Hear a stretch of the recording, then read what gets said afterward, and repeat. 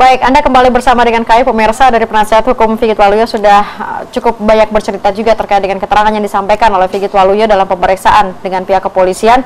Tadi menanggapinya seperti apa? Apakah akhirnya ini menjadi pintu masuk atau sebenarnya masih jauh untuk bisa mengungkap mafia sebenarnya dari sepak bola? Oh, sudah sangat dekat. Sudah sangat dekat. Artinya gini, kalau kita lihat dari tadi Pak Makin kan memang penasihat hukum selalu begitu, berusaha mempersempit kasus ini, melokalisir. Jangan sampai meluas kemana-mana. Tapi kalau saya melihat bahwa ini pintu masuk yang luar biasa. Artinya kalau saya kira Satgas tahu lah bahwa ini tidak akan dilokalisir ke kasus-kasus yang saya menyebutnya itu kasus-kasus kecil. Karena ini menjadi pintu, karena yang disebut itu juga, misalnya katakanlah bagaimana kemudian ada Dwi Irianto atau Mbak Putih, kemudian nama-nama yang lebih besar lagi, ADS. Ini kan orang mengatakan bahwa ini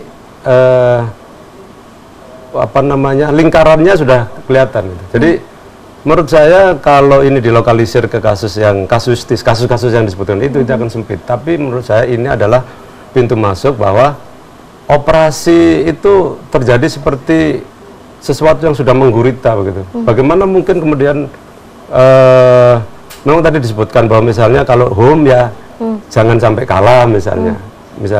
Ini kan kalau kategori match fixing ataupun match setting, saya kira ini harus dilihat dulu yang disebut kategori itu apa. Kategori match setting itu. Kalau menurut saya segala sesuatu yang dilakukan untuk mempengaruhi hasil pertandingan, baik itu langsung melalui pemain maupun melalui perangkat pertandingan, itu match setting. Gitu. Menentukan jadwal misalnya, itu match setting. Misalnya jadwalnya jangan sekarang karena begini-begini, itu match setting.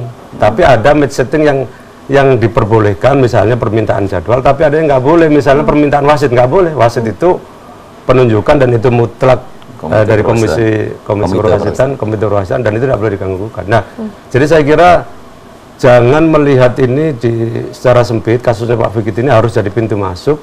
Bahkan saya sebenarnya menyarankan kepada PH penasihat hukum, karena Pak Makin maupun Mas Soleh ini ngerti soal, tahu betul seluruh dunia sepak bola ini. Dan bila perlu Pak Figit ini menjadi semacam justice kolaborator kalau memungkinkan ya, karena dia ini menjadi seorang pemain kunci, saksi mahkota yang dia akan tahu betul beroperasinya mafia sepak bola di Indonesia. Artinya berarti kalau memang ini pintu masuk, bahkan dikatakan Pak Figit mungkin bisa menjadi JC, ada yang lebih besar lagi. Saya kira kalau begini, Agnes, jadi kalau kita lihat yang ditangkap Mbak Putih sama Johar Ling Eng. Johar Ling Eng ini anggota Exco. Dia juga pernah menjadi ketua Asprof Jawa Tengah. Dwi Irianto ini orang yang sangat dekat dengan lingkaran elit-elit PSSI. Nah, yang tertangkap ini elit sekali, kasusnya ini elit. Sudah sangat dekat dengan ini, sudah menjadi inner circle-nya PSSI yang paling, kan pembuat keputusan ini Exco ini. Orangnya di situ kena. Apalagi Pak Hidayat di Jawa Timur juga sudah mengundurkan diri karena dugaan itu di Madura. Ya kan? Nah, kalau sudah begini jangan dilokalisir. Kasus suapnya kasusnya kecil. Dalam tanda kutip di Liga 3. Tapi yang terlibat kan orang-orang yang luar biasa besar. Kalau Liga 3 aja itu mainnya sampai ke level Liga 2. Mainnya sampai ke level Exco. Berarti kan ada kemungkinan di kasta yang lebih tinggi juga terjadi. Jadi yang kita inginkan bahwa ini memang sepak bola Indonesia saatnya ini menjadi satu momentum untuk, bahkan menurut saya ini overhaul ya, total ya, turun mesin gitu. Karena kalau kemudian misalnya kasus yang lain, misalnya dari Bangkalan ini agak menyimpang sedikit, kemudian menyebut nama-nama lagi, itu juga nama-nama orang yang ada di posisi-posisi yang sangat-sangat strategis di PSSI. Artinya berarti masih ada kemungkinan dengan semua yang sudah tertangkap saat ini atau mungkin sudah dijadikan tersangka, mungkinkah ada yang masih lebih top lagi yang seharusnya ini diincar oleh kepolisian? Saya menduga demikian, karena Pak Figit ini orang yang paham betul mengenai anatomi dan cara beroperasinya sepak bola di Indonesia. Jadi saya kira bukan hanya PSMP saja, Pak Figit sudah selalu begitu di sepanjang karir beliau di ngurus bola itu sering, bahkan di Persebaya pun beliau juga waktu itu pernah menangani Persikubar. Kemudian saya nggak usah nyebut salah satu tim elit sekarang yang masuk di Liga 1 dulu juga ditangani oleh beliau untuk naik mulai dari waktu belum masih Liga Super ya, atau Liga itu mulai dari divisi di bawahnya dia nanganin. Jadi Pak Fikit memang dia orang yang dianggap punya keahlian dalam menjalankan sebuah klub. Meskipun tadi itu dengan mungkin juga ada cara-cara yang barangkali sekarang kita sebut sebagai match fixing atau match setting. Jadi kalau masalah ini dipersempit, dilokalisir, maka nggak tercapai nih tujuan dari Satgas Anti Mafia ini. Ya, kalau artinya berarti ada pusaran lagi yang harus jauh lebih besar. Ini harus seperti saksi mahkota yang dia akan bisa membuka semua kasus-kasus yang lebih besar. Dan kalau menurut saya, bagaimana caranya Satgas Anti Mafia kemudian bisa menjadikan ini sebagai pintu masuk untuk mengungkap kasus-kasus yang jauh lebih besar. Oke, saya ke Pak Rosi, mungkin juga ada tanggapan dari sisi jurnalis sepak bola juga, Pak Rosi, monggo. Iya, jadi gini, Pak Agnes,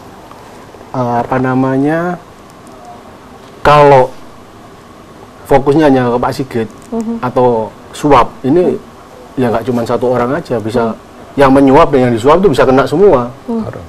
Banyak wacana dari teman-teman pegiat sepak bola, terutama supporter itu bilang ke kami sebagai jurnalis, tolonglah disampaikan, potong aja generasi PSSI ini. Mereka ini yang rusak semua. Siapapun ketuanya, kalau pengurusnya itu aja ya sama aja gitu loh. Jadi yang kita pisahkan dulu nih antara mafia dengan yang pengaturan ini. Kalau mafia ini mainnya ke judi sih. Main ke judi, bandar taruhan itu. Dia ngatur skor tadi itu. Nanti menit kesekian kamu jatuh, masukkan gol. Itu ada. Kalau terkait dengan yang setting? Nah, ini tadi. Tim ini yang naik ke divisi utama. Nanti ini yang juara. Itu yang disetting. Nah, yang di Indonesia ini banyak yang disetting. Karena kalau mafia tadi, yang judi tadi, mainnya dari luar negeri. Jadi ini ada dosis yang berbeda. Seperti yang diungkap siapa, Mas Dima? BS ya. Itu lebih ke judinya. Lebih ke pengaturan skornya. Nah, kalau yang kasusnya Pak Fikit ini lebih ke pengaturan setting pertandingannya aja, jadi bukan skornya. Jadi ada dua sisi yang berbeda kalau menurut kami. Dan kejadian itu sudah lama. Mas Abro, Pak Makin sebagai senior saya di dunia jurnalistik pasti lebih paham dari saya, bahwa saya sejak tahun 2000 itu sudah tahu kasak kusuk mulai Persebaya juara tahun 2004 itu, manajer pernah bilang ke kami, wasit ini kita jamu loh. Sama alasannya dengan Pak Makin, bahwa biar kami nggak dikalahkan di kandang, karena kami tuan rumah pun dikerjain. Itu Pak Saleh Bukhari yang bilang ke saya. Dan itu berkali-kali diulang, kami hanya mengamankan supaya nggak dikerjain loh. Berarti kan tetap aja dia nyuap gitu loh. Tetap saja dalam permainan match setting itu tadi berarti. Iya, tetap aja ada suap menyuap itu. Apapun dalihnya, ya menyuap, nggak ada yang fair play. Nah, itu sekarang tinggal kita buktikan aja. Yang kemarin di setting nggak, kalau di setting ya berani nggak kayak Itali itu, turunin aja degradasi ke divisi 2 atau divisi berapapun gitu. Pak Dimam, ini menarik juga kalau dikatakan supaya kita nggak dikerjain, kita sebenarnya istilahnya niatan baik dalam tanda kutip begitu ya, supaya nggak dikerjain mengamankan. Seperti apa sih sebenarnya match setting ini? Tapi begitu artinya begini kan, kita ini seolah-olah memperhalus masalah ini menjadi kelihatan ada eufemisme lah kalau kita bahasanya, diperhalus supaya misalnya tadi itu yang namanya suap kemudian disebut sebagai entertain. Tadi Rosi nyebut mengentertain. Apa itu mengentertain? Ya. Sekarang wasit datang. Wasit itu sekarang menurut saya jauh sudah lebih makmur dibanding yang tahun-tahun sebelumnya. Mereka ya, tiket sudah disiapkan, hotel disiapkan, honornya juga cukup lumayan. Nah, tetapi kemudian masih ada yang disebut sebagai entertain. Entertain ini kan bisa menghilangkan netralitas atau objektivitasnya wasit kalau dia dijamu. Jadi memang kalau kita melihat bahwa misalnya tadi tujuannya kita memperbaiki sepak bola Indonesia, ini saya setuju dengan Rosi, ini memang mesin ini sudah terlalu banyak terpengaruhi oleh faktor-faktor yang negatif. Jadi kalau kita melihat bahwa bayangkan ya dari 9 orang exco 2 sudah terindikasi. Ini sudah luar biasa ini. Tinggal sekarang kemudian kenapa kemudian Pak Edi Rahmayadi sebagai ketua umum dia mengundurkan diri? Ini kan tanda tanya besar juga. Di Kongres dia tidak melakukan penjelasan kepada votersnya, kepada anggotanya, kemudian dia tiba-tiba mengundurkan diri. Dan kemudian muncullah di situ Joktri atau Joko Driono. Saya kira kalau fokus, dan saya kira Joko Driono juga sudah diperiksa oleh Satgas dan juga Sekjen juga sudah, bendahara juga sudah. Jadi kalau ini misalnya seorang bendahara gitu misalnya putaran keuangan tidak sampai di sana resmi begitu. Ini bukan uang yang resmi kemudian setor ke bendahara, nggak begitu. Tetapi bahwa putaran ini itu udah sangat-sangat besar. Karena harus kita lihat aja, nanti kita akan lihat bahwa setelah APBD itu tidak diperbolehkan lagi untuk dipakai untuk mengelola sepak bola, akhirnya kan ini perputaran uang ini menjadi tidak jelas dari mana mereka mendapatkan uang. Akhirnya misalnya kasusnya Pak Figit, terus terang aja, yang melibatkan Deltras waktu di Sidoarjo. Saya kira ini kan upaya bagaimana apapun namanya Deltras ini identik dengan pemerintah Kabupaten Sidoarjo. Ketika dia kesulitan keuangan karena tidak mendapatkan suntikan dari APBD karena sudah dilarang oleh edaran KPK dan Mendagri, maka kemudian dicarilah dana-dana mana ini kira-kira. Nah, sponsornya sekarang kalau kondisi kayak begini tidak akan bisa masuk. Makanya kemudian muncullah kemudian upaya-upaya untuk mencari sumber dana yang lain. Nah, karena kesulitan inilah kemudian banyak klub-klub yang kemudian dalam tanda kutip merger. Ada klub yang dipunyai oleh pemilik yang sama. Sehingga kemudian disitulah kemudian ada konflik of interest yang sangat mengganggu. Bagaimana mungkin seorang pengurus, dia misalnya wakil ketua umum, kemudian dia menjadi staf ketua umum, dia ada di Exco, kemudian dia terlibat dalam pengelolaan klub. Ini sudah pastilah kemudian kalau ini terjadi terus-menerus, indikasi-indikasi tadi yang disampaikan, apakah itu match fixing atau match setting akan terus-menerus terjadi. Jadi ini sudah di intinya, di core-nya ini apa namanya problem kita ini. Dan ini harus terus digali berarti. Harus. Okay. Dan kalau nanti saya kira setelah eranya Pak Edi Rahmayadi kan kemudian Polri juga masuk di sepak bola dengan melalui PS Bayangkara. Nanti TNI juga masuk di situ. Tahu mereka persis ini operasi-operasi semacam ini. Oke, Pak Makin sempat tersebutkan mungkin dari Pak Figit juga sebenarnya berapa perputaran uang yang mungkin muncul ketika menggunakan istilah pengamanan itu tadi, katakanlah match settingnya itu tadi. Jadi kalau keterangan yang dijelaskan ya memang tidak banyak, tapi memang perilaku atau Pak Figit ini kan memang seperti yang sampaikan, artinya dia pelaku bola, dia lihai, jadi tidak perlu gunakan juga uang kan gitu, bisa jadi pressure yang sudah dia lakukan. Tapi gitu. kalau pakai uang sampai berapa sih Pak? Kalau saya jujur saja tidak tersebut berarti ya? Tidak disebut, tapi yang waktu ke Mbak Putih berapa kan sudah disebutkan kan itu. Nah itu jadi hal itulah yang saya dalam konteks saya sebagai penasihat hukumnya Pak Figit tentu juga memberikan advice bagaimana artinya ketika beliau menghadapi persoalan ini itu tentu pada koridor-koridor hukum yang sudah menjadi acuan-acuan dan itu normatifnya kan begitu kan. Tapi kalau berbicara sepak bola artinya dalam koridor sekarang ini tadi yang seperti disampaikan itu, kalau itu match fixing itu memang banyak kaitannya dengan perjudian. Karena apa? Itu tidak sekedar skornya berapa, tapi terkait dengan nanti gol menit ke berapa, kemudian pemainnya siapa, melibatkan banyak orang dan itu teamwork kan begitu.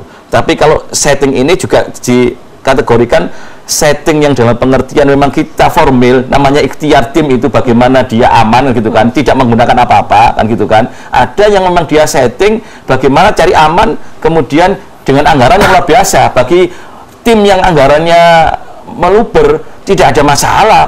Kenapa? Pengalaman saya jadi ketua Panpel Deltras dulu itu memang ada, memang itu di satu ada itu hotelnya bagi wasit itu harus di bintang 2, kita minimal di bintang di ISL itu, kemudian makan dan apa dan seterusnya harus terjamin, maka kita ada EO. Jadi kan tidak cukup itu kan gitu untuk mereka itu kan gitu loh. Itu yang akhirnya berkembang. Siapa sekarang ini yang mengawasi untuk itu? Inilah yang seharusnya memang ada instrumen itu sehingga tidak sekedar normatif yang itu menjadi kebutuhan formal. Seperti kayak pekerja itu loh, kan pekerja itu ada upah yang sifatnya formal, tapi ada upah, perlu refreshing, ini nonton, dan itu dihitung sekalian. Jangan kemudian muncul dana-dana yang tidak terdaftar itu lebih besar daripada yang terdaftar. Kenapa? Yang saya tahu ketika ada penugasan, wasit ini belum dapat uang loh dari PSSI, istilahnya nalangi sendiri. Jadi itu celah besar sebenarnya ya. Ada peluang-peluang di situ yang menjadi menjadi areal untuk itu siapapun bisa masuk dan siapapun bisa keluar. Oke, Pak Panggi sebentar, kita hold dulu sebentar, nanti kita akan bahas lebih lanjut lagi karena saya harus jeda, kami kembali saat lagi pemirsa.